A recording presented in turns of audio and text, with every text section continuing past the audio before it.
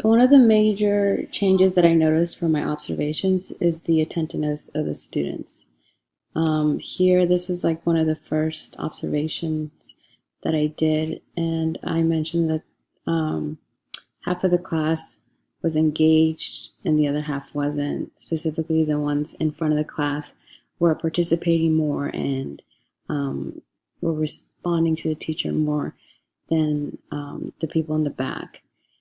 And then in this one, which is in November, I believe, all the students were attentive and responding to the teacher's questions and demands.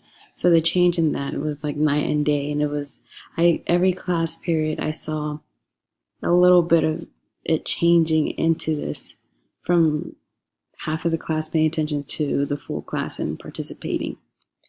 Another change I saw was a change of student collaboration. At the beginning, many students preferred to work alone. Close to that, and they grew up into close to the end. They grew into liking working as a group. The teacher found that they were more engaged in the assignments when they worked in groups. She then used this observation to incorporate more group assignments into the class. Overall, I learned that the class will not end the way it started.